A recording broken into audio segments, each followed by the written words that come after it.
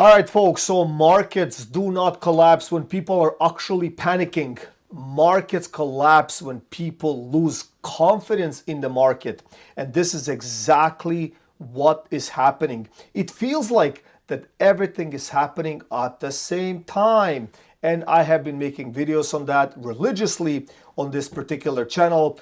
And there's a sample of the video that I made months ago, and it was saying mother of all crashes is coming. So the mayor of Toronto, Doug Ford, is worried because the actual inventory skyrocketed. We'll get into that.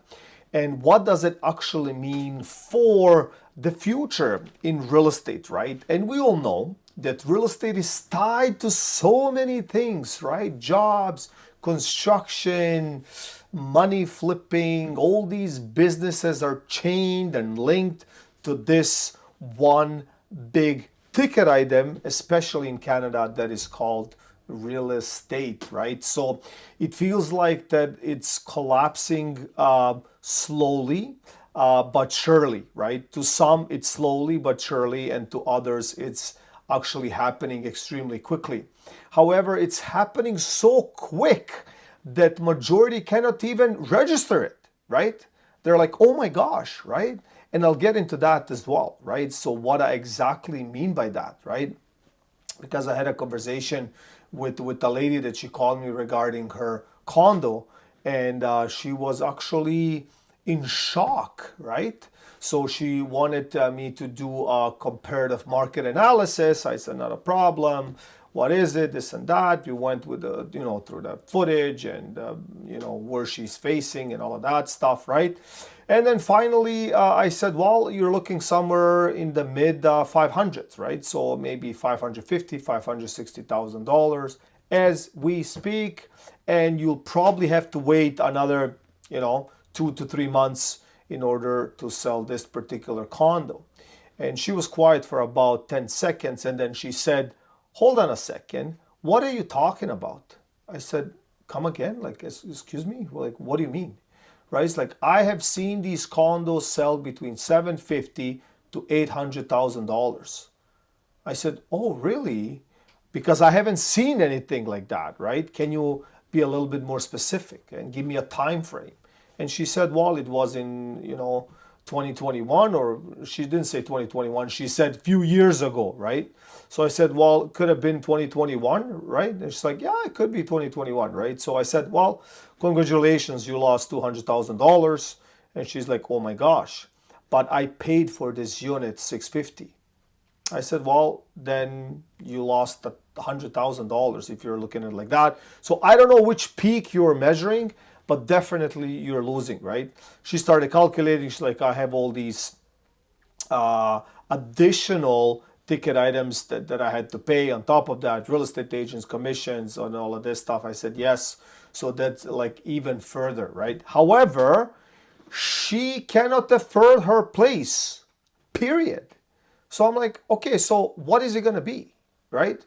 So a couple of options, right? You can continue to dig yourself a deeper hole, and it could be a black hole, which you're not going to be able to get out of, right? Because your refinancing, which I'll touch in this particular video, is going to not give you good news because it's going to increase by a lot.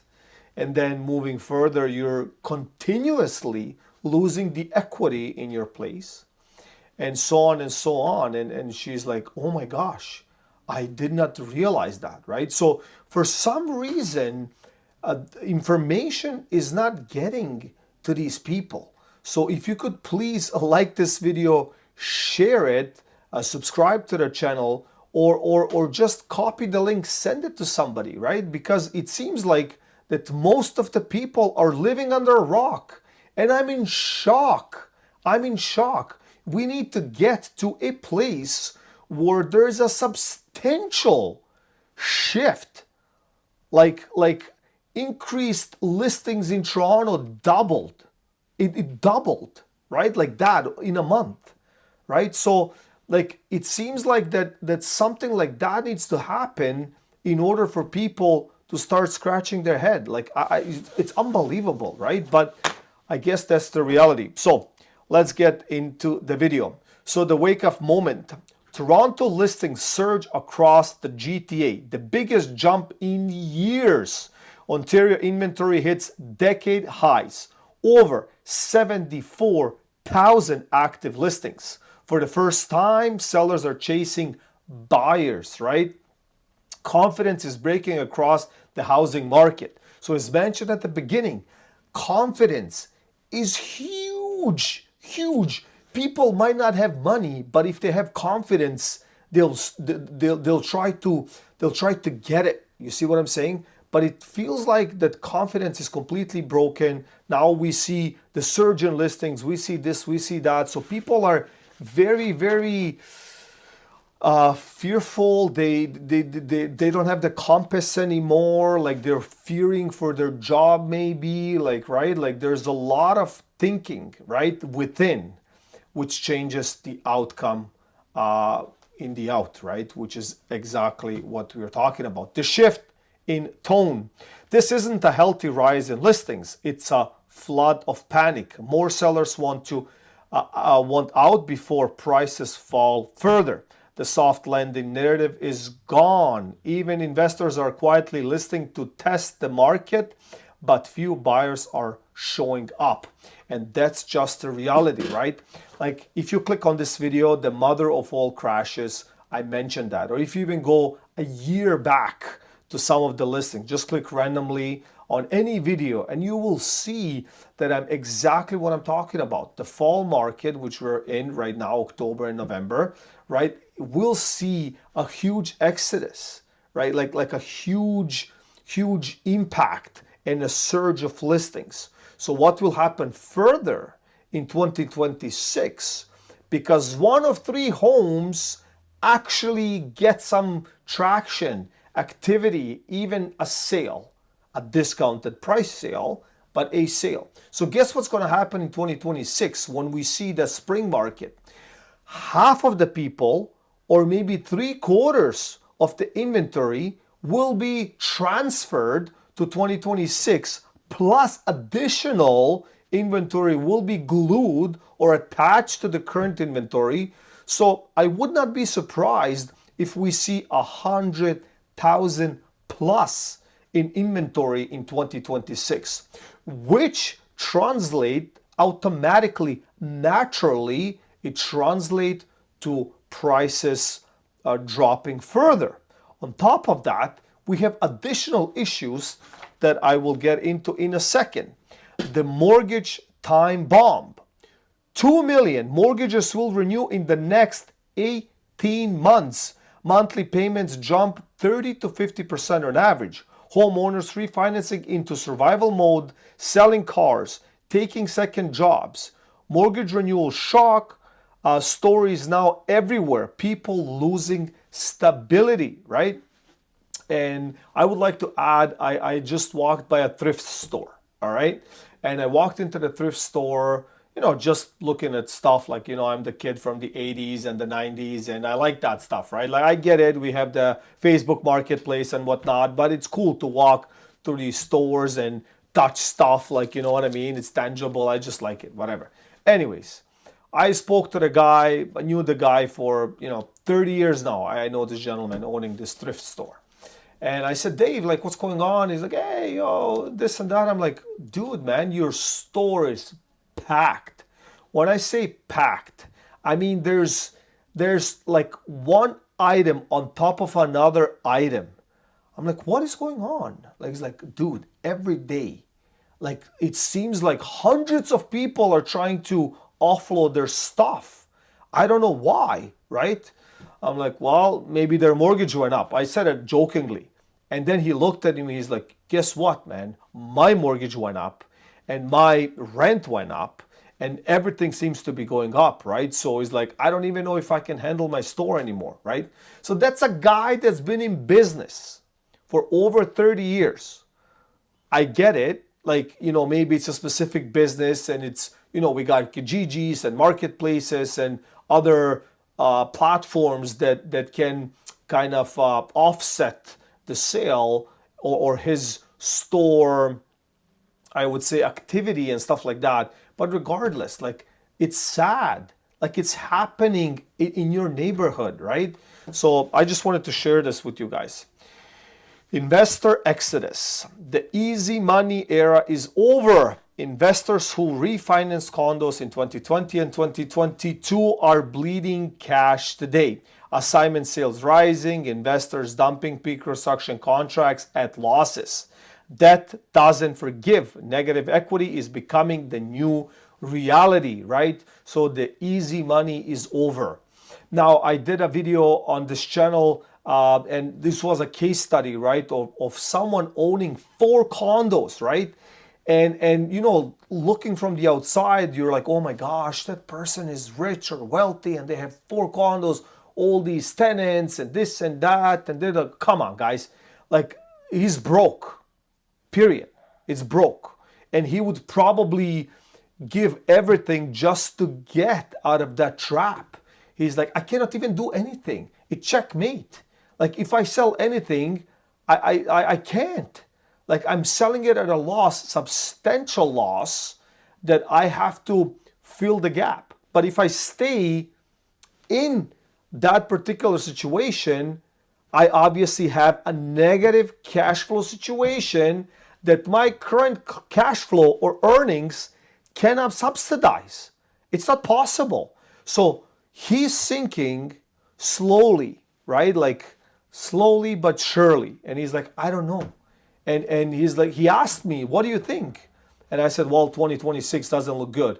And he went like this, oh my God, don't say that. Just don't say that. Like, I'm telling you, man, it doesn't look good and it will be worse. He's like, why are you saying that? Well, I believe it's the truth. I don't know. You prove me otherwise, right?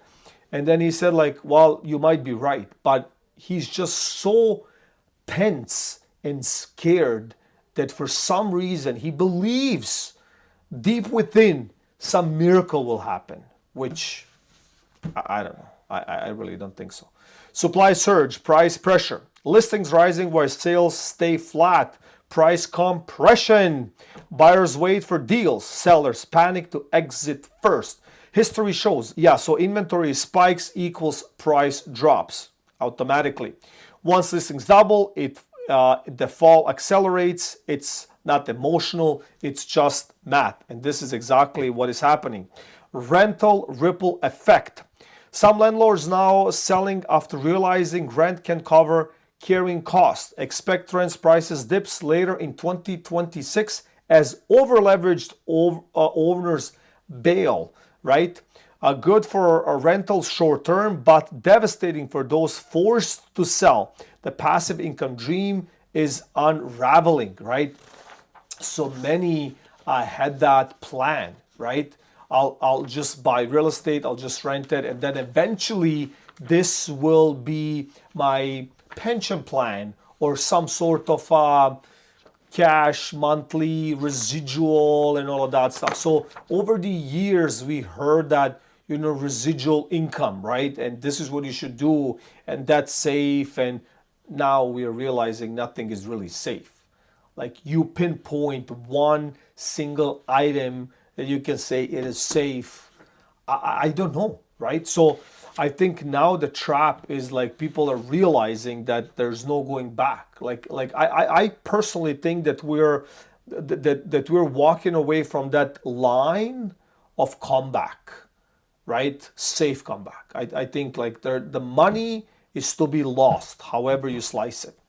Economic fallout. Real estate, 30% of Canadians' GDP. Construction slowdown, layoffs, spreading cuts, lower demand. Small businesses already seeing weaker foot traffic. When people fear losing homes, they stop spending and the economy automatically freezes.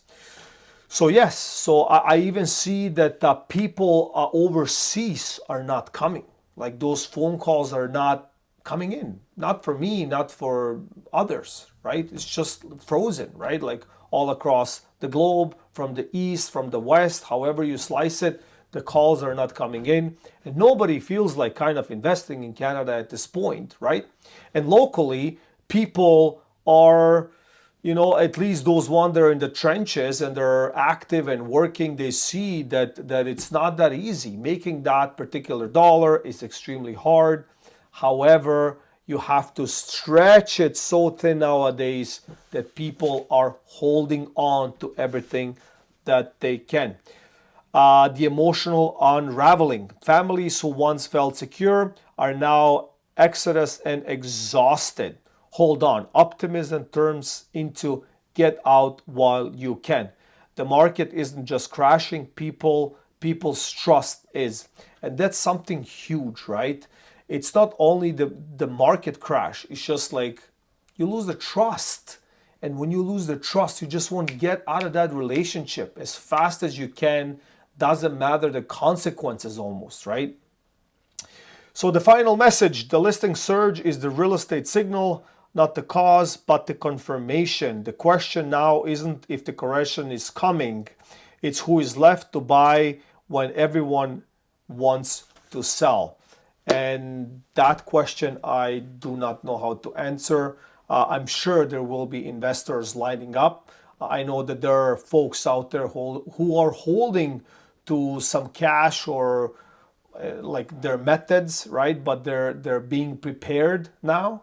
And I remember like making videos on this same topic, right? Like in 2023, 2022, 2023.